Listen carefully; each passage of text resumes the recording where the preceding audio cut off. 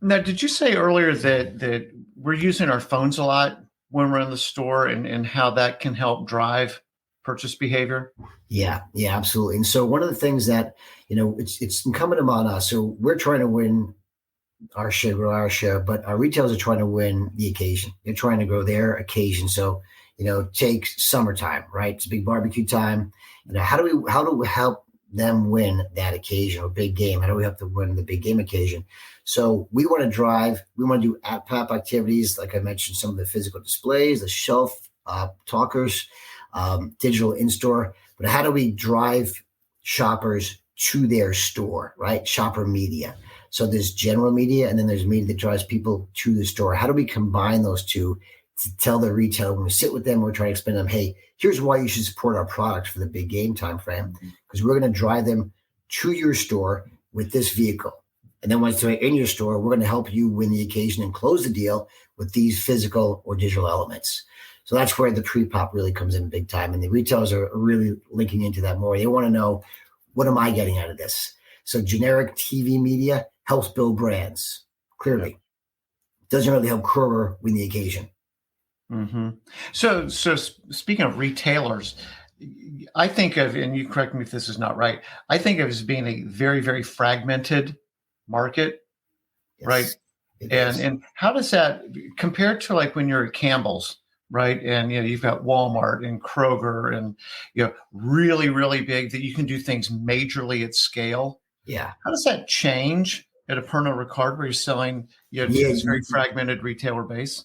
You could win at Campbell's. We could win. You just named two customers. We could win those and then call it a third, and we'd win the time. Our share would grow during that 4 week period. That's not the way it works here. It's much more fragmented.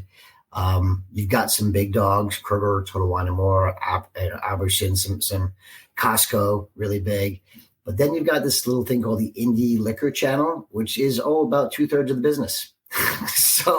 And it's not chains. And that's a unique situation. A lot of it's driven by the old laws, right? And where you can and can't sell liquor. A lot of you can't sell it in grocery stores in many states, things like that. So that's what drove that. That's what kind of makes it fun too. It's like in soup, if you got the door closed by a couple of the big dogs, oh, what are you gonna do now? Here, oh, okay, these 3 doors are closed. Well, let's go here. How do we win with these customers? And there's so many great customers out there, so many opportunities to grow share. You just need to find the right partner at the right time, and you can grow share no matter what the big dogs do. But it's always easier when you have the big dogs working with you. I was going to say, well, one of the things that we talked about, kind of start to put a bow on the talking shop part of this. I alluded earlier, I'm a data geek from a lot of syndicated background. I love it. And one of the things that you had shared with me in a prior conversation was not getting too fixated on any one data point, and how strategy shouldn't, be changing all that quickly. And you shouldn't be too enamored with a data point. Could you talk about that for a minute? Yeah. So, the shopper is always evolving, right? We see it. Just think about, P&G did some great research, cutting at first moment of truth, right? It was like 20 years ago. It was cutting edge 20 years ago. And a lot of great things came out of that. But, a lot of that doesn't stand anymore. It's not, you can't say it was debunked because it was right at the time, but things have changed. The shopper has evolved. Last 3 feet is not a thing. It's the last 3 feet. It's like the minute the shopper gets up in the morning to the time they close the deal, that's how many feet they cover during the day. That's the number of feet we need to be talking, not the last 3. So the shopper's always evolving. That's the biggest evolution, is their journey, their path has just grown.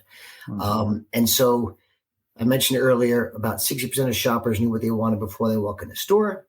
Now it's 48. That's 2 years later. On premise, 85% of shoppers don't know what they want when they walk into a restaurant, bar, diner. They do not know what they're looking to drink. So knowing that piece of information, we got to win the menu, at the bar with the bartender, at the table with the table temp. These are all things that just a couple of years ago we didn't see as big trends. Now they are. So if you fixate with the moment of time and then you set your strategy, you're locked into that strategy for at least a few years while the shopper continues to change their habits. So when I say you can't change your strategy too often, You shouldn't, especially if you get it right, okay? Because strategy takes a lot of time to build, have all the elements around it to support the strategy, including the structure. But if the shopper continues to evolve, and you don't have the right insight, right, then your strategy doesn't work. So you have to get the right insight. You have to keep an eye on the ball all the time, the ball being the shopper, and make sure that strategy still supports that insight. So, and it's a challenge, but I do think COVID was a little bit, hopefully, an anomaly. And so we saw way more shopper evolution than we have, at least in my time in the industry. That's not going to be the norm. Yeah, I think what a lot of people would say about COVID, just to touch on that for a second, is things that were kind of happening, just microwave, boom, happen in a very short, compressed period of time. So most of the trends are kind of already starting to happen, like click and collect, and you're using phones to order and all that kind of stuff. And then all of a sudden it's just like, boom, that became the thing.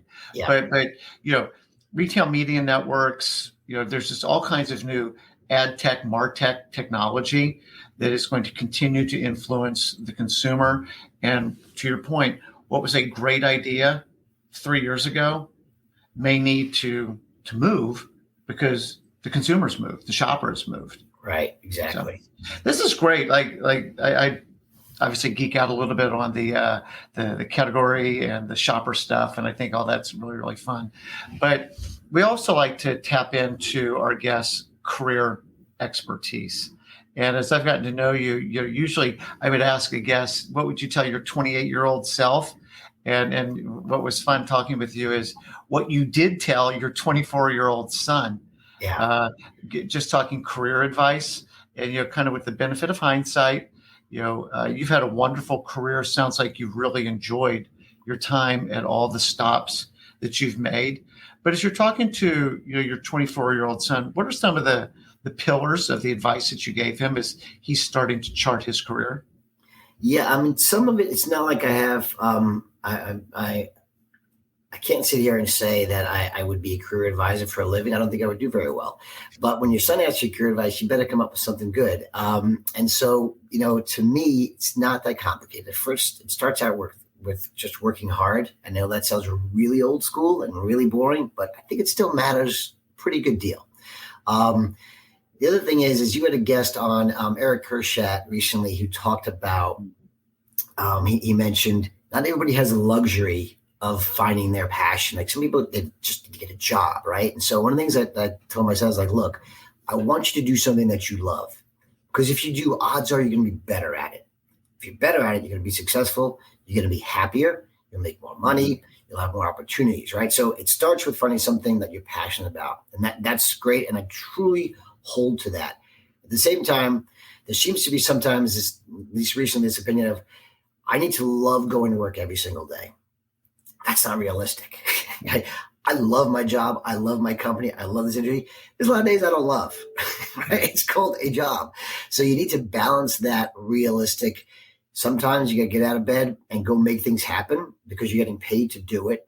Yeah. But if you find yourself that it's a grind and you're getting out of bed and you just don't want to go to work too often, then you need to make a career change. So I told my son, I was like, look, you're a smart kid. You work really hard. You're good at what you do. He seems to have found his passion, and he's doing well. And what I've told him is, but career paths, they go up, they go down, they go sideways, right? I mean, I've had lateral moves, right? It's all kinds of things. Be open, keep making your improving your skill set at your current craft. And if you feel like you're hitting a dead end, have enough other interests and enough of a network that if you want to make a change, you can make that change. And I told him when I was growing up in the industry, that wasn't really as much of an option. You see people making sea changes in their careers pretty late in their careers that you didn't see. I don't know, maybe you've different. Well, you're in the business, you probably see it more than me. And so I did it. Yeah, you did exactly right. Well, these are things that couldn't have happened years and years ago. So I tell them, focus, work hard, do your job, get really good at it. Stay passionate about it. But also don't be myopic, because something might come along that's better for you or you're better at, and be willing to listen when an opportunity comes. Yeah. So Chris, a couple things. First of all, thank you for listening to the chat that we have with Eric Kershat. He's phenomenal. He's one of my favorites, and I thought that was a very empathetic, compassionate thing that he said about like some people just simply don't have the luxury. And that's a very fair statement. And at the same time, what you're telling your son is quite true. Like if it's something you actually are interested in, and taking your son with the Flyers, like if he's like really loves hockey, loves being around pro sports, like how can you not just naturally have a higher energy level and tend to do better? The other thing, and we talk about this with some of our other HR oriented guests, is the world's changing very quickly.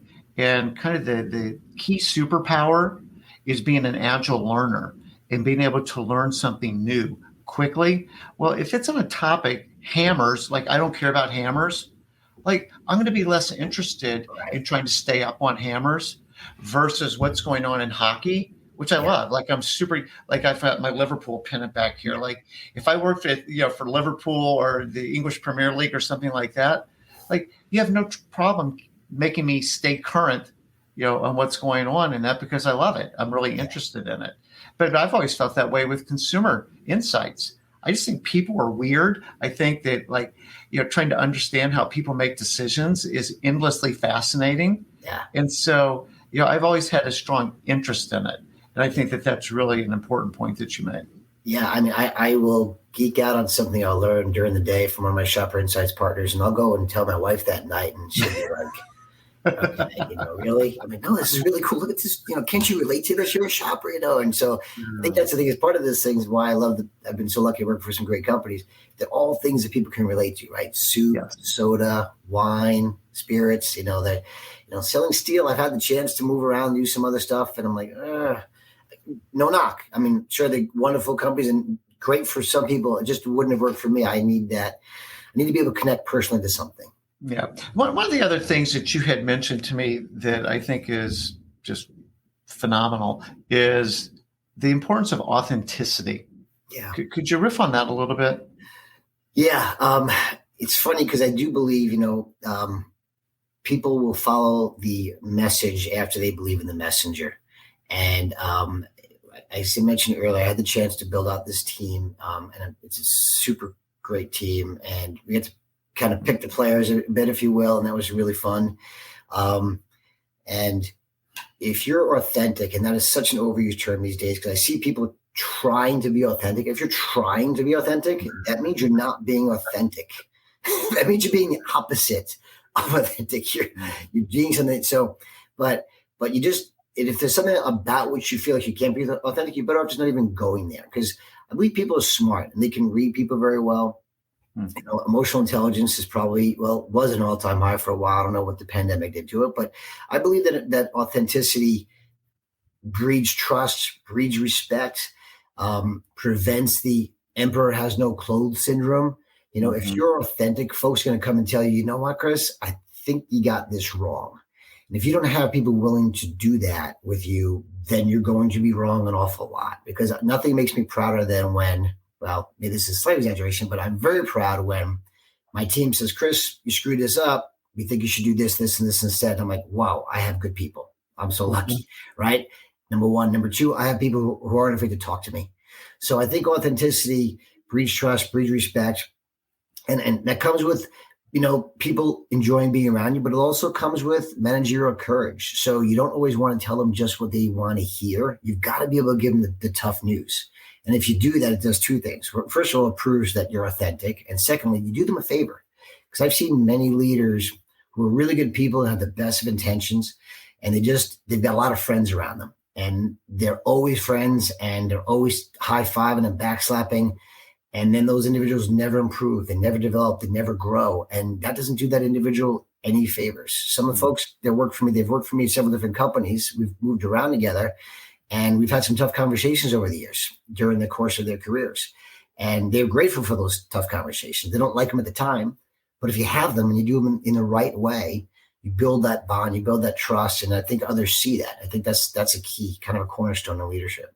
No, that really speaks to me. I want to jump back on authenticity for a second. One of the things that really occurs to me, Chris, that you're talking about that may not always be synonymous with, but I think it's highly, highly correlated, is vulnerability. And it's the point that you were making. willingness to say, hey, I think I messed that up. Like I didn't do that quite as well, maybe as I could have. And there's something called the vulnerability paradox, which is the thing that we admire the most in people. Like Chris is so transparent. Like he just says what's really going on. I love that about him. Is the paradox is what we admire so much in other people is the thing that we're oftentimes the least willing to give because we're afraid. Yeah. Exactly. Right. And so then tying that to a phrase I've never heard before that will be a LinkedIn post, I promise you, is managerial courage.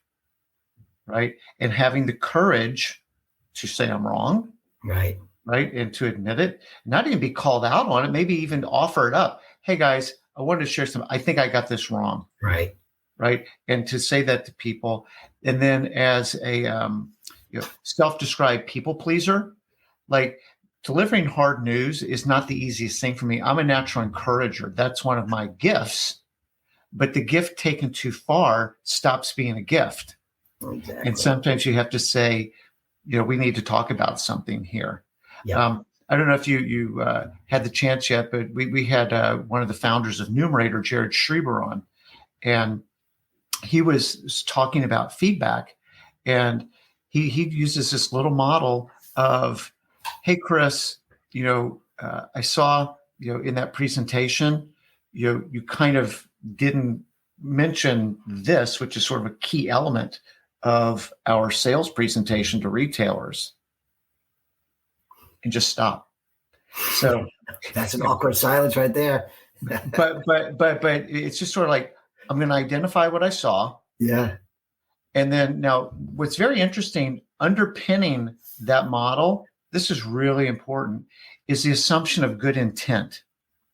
So I'm not going to berate you for it and say, I've told you 10 times, why aren't you? It's like, and I noticed that you didn't talk about this. Awkward silence, to your point. The person is going to rush to fill that gap because that's human behavior. And you may find out, Bob, I know I didn't do that, but what I had learned earlier was this retailer, like that is a very off strategy thing to say to them. I intentionally didn't say that for this reason. And then you go, oh, I didn't know that. Yeah. Right. And so all this is sort of tied together. It's very interesting how you're. It's a great approach because what you're doing is rather than just keep talking. I noticed you didn't do this, and then you should have done that. Well, filling in with as human nature, we just have to keep talking. Just stop and listen. That awkward sounds, to your point, human nature. They'll fill it. They'll either fill it with something that makes sense, and then you're like, okay, good. This person's on top of their business, or they will fill it with something that's made up or say, hey, my bad, I made a mistake. Either way, they're providing the answer back versus you over coaching. So I love that. Yeah, it's a great model. So one of the things I love about doing these is I constantly learning something new. I'm just getting an MBA and, great management practices. Last thing, again, because we're Career Club and you're a hiring manager, a team builder. What are the attributes that most get your attention when you're interviewing somebody? Yeah. So there's a few things.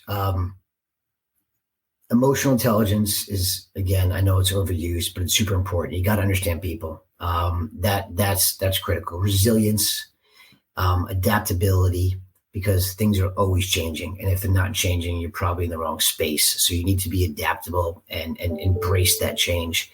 I also like a sense of humor because that's just a me thing. I'm not saying it's like, it's a prerequisite to get hired by Chris Hurley, but I do enjoy a sense of humor because we work really hard. A lot of pressure, a lot of stress. Also the opportunity to have a lot of fun. And we're with each other too damn much not to have a few laughs along the way. Yeah. So I enjoy that, whatever that sense of humor is, bring it. And that I do like that piece.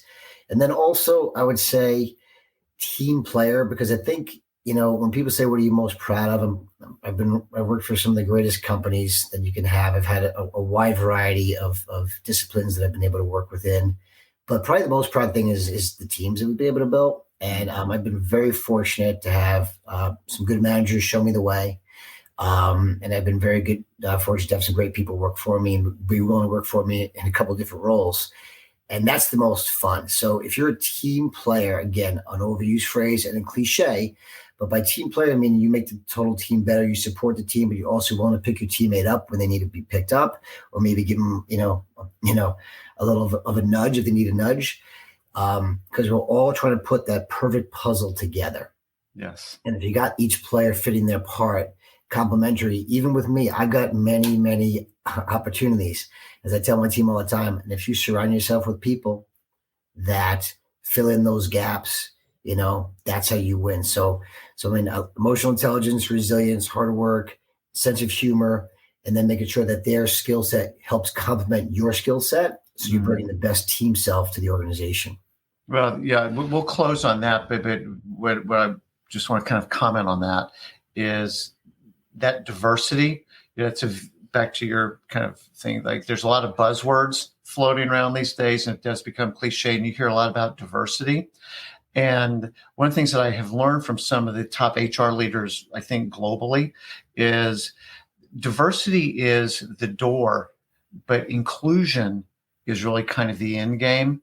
And so meaning it's one thing to kind of check diversity boxes. Right. Like, okay, so we've got, a quota of whatever, but it's inclusion. And the nature of diversity is that you're going to get people that come with different experiences, different strengths, different weaknesses, different life experiences. And so we're not hiring, 11 Chris Hurleys. Right. Right. We've got 11 different individuals. And how do we allow people to be the team player that we want them to be and that they want to be? Right. By creating an inclusive environment where we actually don't always have to agree. At the end of the day, somebody needs to make a decision. Right. Right. Exactly. And maybe not everybody's going to like that. But I think what you're talking about on that last bit is really spot on. Yeah, we have a very wildly diverse team right now. My team, you talk about checked a lot of those boxes. That's not the intent. That was never the goal. These are just the best people for the job that happen to be hired. That happen to look at them and say, outwardly, that's a diverse team. That's fine. But what it leads to is diversity of thought. So when we're in meetings, you've got people bringing in ideas. And we're representative of our consumers, right? Which is a very diverse population. But at the end of the day, it's about diversity of thought that matters. And often diversity of thought comes with diversity of gender, religion, race, right? That's not by accident. So that's certainly been a big part. But yeah, the team piece is the most fun, most rewarding. And at the end of the day, it's really, I think, what delivers the share price, to be honest. Yeah. Awesome. Chris, this has been phenomenal. Thank you so much. I've really enjoyed it. Both the talking shop part, I learned a few things. And then I always love the second piece of kind of the career advice. And that was just really, really rich stuff. So thank you. Thank you, Bob. Really appreciate it. Look forward to hearing more from Career Club down the road. Well, we've got some great episodes coming up, so stay tuned. So everyone, thank you so much for listening. And again, we're very appreciative of Chris Hurley, VP Category Strategy and Shopper Marketing for Penrod Ricard. And look forward to having you join us for another episode. Thanks, everyone.